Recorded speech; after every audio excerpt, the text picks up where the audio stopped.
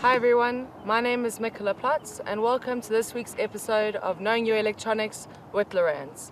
Today I'm going to talk a little bit about the different transducer options available for HDS. One of the awesome things about our HDS range is that you get to build the system up to your own requirements. You can add a number of different performance expansion options like sonic hub, radar, engine management, etc. But one of the first things you get to decide on is your transducer. We have many different transducer options available for you HDS users. First of all, you can decide where you would like the transducer to be mounted. You can choose it to either be mounted on the back of your transom, in hull, through hull, or also on your trolling motor. After you've decided where you'd like it mounted, you can also decide how much depth you'd like to gain. We have transducers which range from 300 meters depth for up to 1,000 meters depth.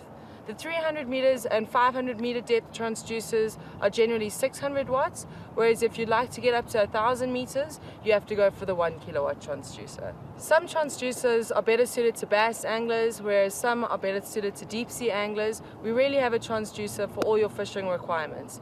One of the most important things to remember is that you have to select your transducer model on your actual HDS screen. This should be done during the installation process, but is sometimes forgotten. So let me show you how to do it now. Whether you're using a touchscreen HDS or a button HDS, you just need to go to the settings menu. On the touchscreen, the settings is pretty easy to access. On the button HDS, you just need to press menu twice. You then need to make sure that the sonar is selected, and once you're on sonar, you scroll down to installation. On installation, you can see that there is a transducer type. Once you click on this transducer type, a bunch of different transducer options come available. You must just then select the transducer that you use.